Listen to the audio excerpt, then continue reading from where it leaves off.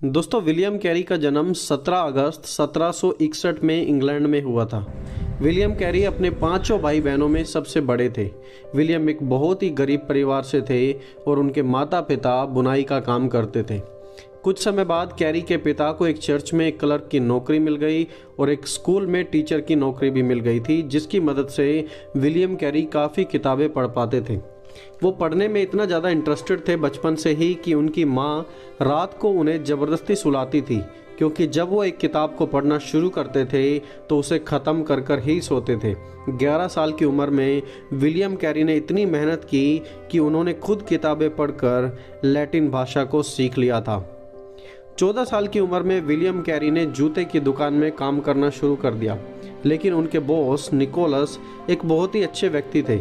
वो कैरी को काम के साथ साथ पढ़ने के लिए भी उत्साहित करते रहते थे, जिसका परिणाम ये था कि जब 16 साल की उम्र हुई विलियम कैरी की, तो 16 साल की उम्र में उन्हें ग्रीक यानी कि यूनानी भाषा, हिब्रू भाषा यानी कि इब्रानी और लैटिन भाषा, 3 बड़ी भाषाएं आ गई थी और इंग्लिश तो उन्हें आती ही थी।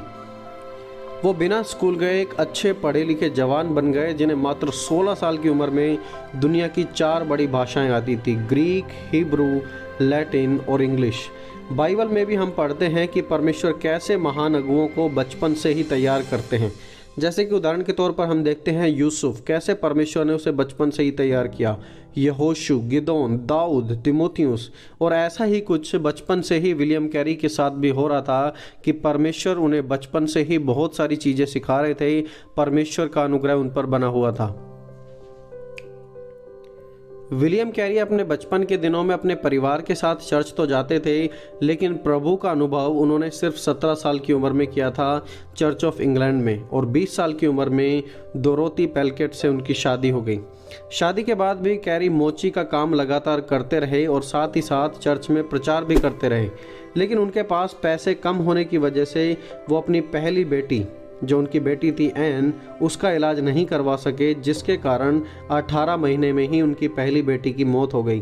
कैरी भी बहुत बीमार रहते थे, जिससे उनके सर पर बालों की कमी थी, उनके बाल झड़ने लगे।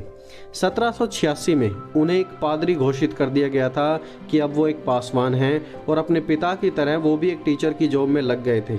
दिन में वो स्कूल में टीचिंग करते थे और रात में मोची का काम करते थे, जूते ठीक किया करते थे और हफ्ते के अंत में चर्च लिया करते थे।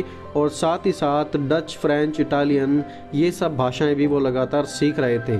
और उनके 3 बच्चे और पैदा हुए और चौथी बच्ची की भी उनकी मौत हो गई दोबारा, जिससे उनकी पत्नी हमेशा सदमे में रहती थी, निराश और हताशा में ही अपना जीवन बिताती थी। एक दिन जब विलियम कैरी परमेश्वर का वचन पढ़ रहे थे, तो प्रभु ने अपने वचन के द्वारा उनसे बात की। उन्होंने पढ़ा यशाया नबी की किताब, उसका 54 अध्याय, उसके 2 और 5 और 6 आयत। वहाँ पर प्रभु इस प्रकार कहते हैं, अपने तंबू का स्थान चौड़ा कर, अपने हाथ मत रोक, रस्सियों को लंबी और खूंटों को दृढ़ कर। इज़राइल का परमेश्वर छुड़ाने वाला है, वह सारी पृथ्वी का परमेश्वर कहलाएगा, क्योंकि यहोवा ने तुझे ऐसा बुलाया है मानो तू छोड़ी हुई और मन की दुखिया और जवानी की त्यागी हुई स्त्री है। तेरे परमेश्वर का यही वचन है।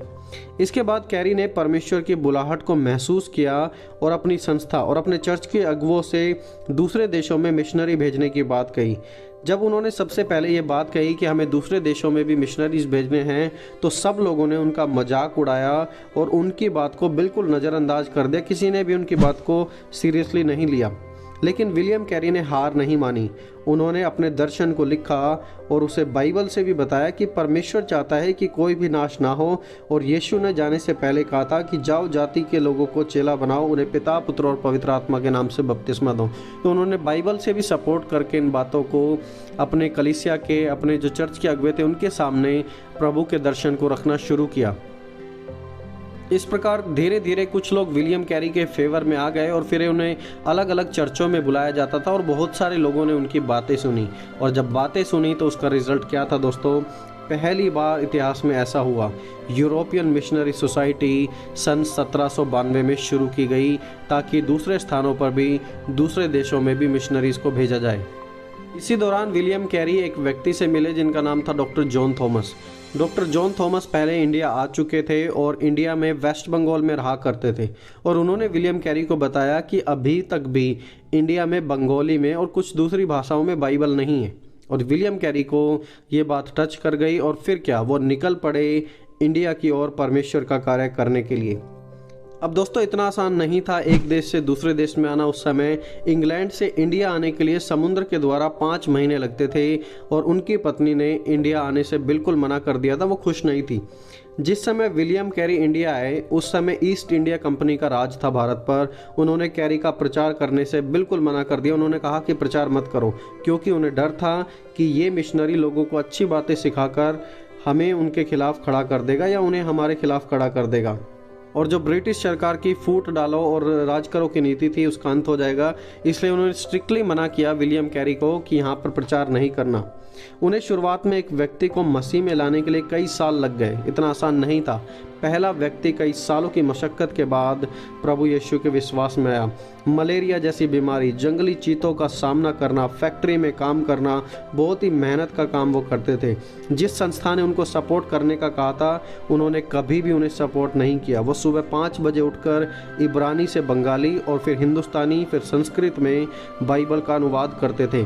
उन्हें 1801 में मराठी, बंगाली, संस्कृत जैसी भाषाओं का प्रोफेसर भी घोषित कर दिया था। यानी कि भारत आने के लगभग 10 साल बाद उन्होंने ऑलरेडी मराठी, बंगाली, संस्कृत जैसी टफ इंडियन लैंग्वेजेस को सीख लिया था, और उससे पहले उन्होंने डच, जर्मन और लैटिन, हिब्रू, ग्रीक ये सब भाषाएं तो उन्होंने सीख ही ली थी। अब जब विलियम कैरी भारत में आए उन्होंने अपना इतना योगदान दिया, अपनी पूरी ज़िंदगी यहाँ पर बिता दी। दोस्तों अगर विस्तार से बात करें तो उनकी ज़िंदगी का बहुत ज़्यादा प्रभाव यहाँ पर पड़ा और बहुत से लोगों की ज़िंदगियाँ चेंजेस हुई। लेकिन चलिए हम बात करते हैं कि विलियम कैरी की सेवा का हिंदुस्तान में क्या प्रभाव हुआ। Result of William carries life in India, क्या प्रभाव था। दोस्तों पहली बात, जो सबसे बड़ी बात थी, सती प्रथा खत्म हुई। 1794 में जब उन्होंने पहली बार एक महिला को जलते हुए देखा था, तब ही उन्होंने ठान लिया था कि एक दिन इस सती प्रथा को मैं बिल्कुल अंत कर दूंगा। और इस सती प्रथा में राजा राम मोहन राय की भी बड़ा योगदान रहा विलियम कैरी के साथ। और यदि सती प्रथा यदि आप नहीं जानते तो क्या होता था कि उस समय जब किसी का पति मरेगा तो उसी चिता में महिला को भी जला दिया जाएगा, और विलियम कैरी ने उसका अंत कराया सन 1794 में।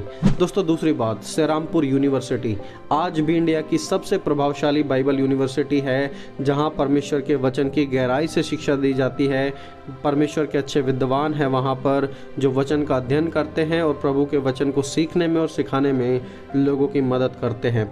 दोस्तों तीसरी बात, प्रिंटिंग प्रेस, किताबें छापने की मशीन। कैरी ने करीब 2,13,000 वॉल्यूम्स छापे। उनकी मशीन जब जल गई थी तो उन्होंने दोबारा से इसे बनाया, दोबारा से काम करना शुरू किया। दोस्तों चौथी बात, उन्होंने एक डिक्शनरी भी बनाई जिसके द्वारा लोग भाषा को सीख सकें, और बहुत सारी भाषाओं के शब्दों का भी इस्तेमाल किया गया था वहाँ पर।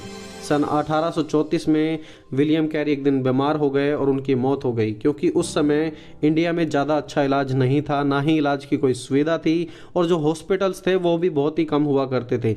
उनकी मौत के समय हिंदू, मुस्लिम, मसीह, पंडित, दलित सब उनकी अंतिम प्रार्थना में शामिल हुए थे जब उन्हें दफनाया जा रहा था। जब कैरी इंडिया आए थे दोस्तों उस समय यहाँ पर कोई मिशंस नहीं थे, बहुत ही कम लोग थे, लेकिन उनकी मौत के समय वहाँ पर 30 मिशनरी थे, वहाँ पर 40 लोकल टीचर्स थे, वहाँ पर 45 चर्च थे, वहाँ पर 600 विश्वासी थे, वहाँ पर इंग्लिश बैप्टिस्ट मिशनरी सोसाइटी थी, वहाँ पर पंजाबी, मराठी, संस्कृत, बंगाली, हिंदुस्तानी जैसी भाषाओं का बाइबल में अनुवाद किया जा रहा था। बंगाली और इंग्लिश डिक्शनरी थी वहाँ पर। सती प्रथा बंद हो गई, सेरामपुर कॉलेज आ गया, और भारत में पहला न्यूज़पेपर भी छपा था विलियम कैरी के समय में। दोस्तों विलियम कैरी ने सच ही कहा था, expect great things from God and attempt great things for God. प्रभु से महान चीज़ों की आशा रखो और प्रभु के लिए महान करो। और विलियम कैरी ने अपने जीवन के द्वारा दिखा दिया है कि जब एक व्यक्ति अपने दर्शन को प्रभु के हाथों में दे देता है और प्रभु के दर्शन को समझता है तो पूरा का पूरा देश बदल सकता है। और दोस्तों आज हम देखते हैं कि हमारे देश में प्रभु का कितना बड़ा कार्य लगातार चल रहा है। आज वेस्ट बंगाल में आप देखिए कितनी जगह पर मिशंस हैं और प्रभु का कार्य लगातार बढ़ता ही जा रहा है।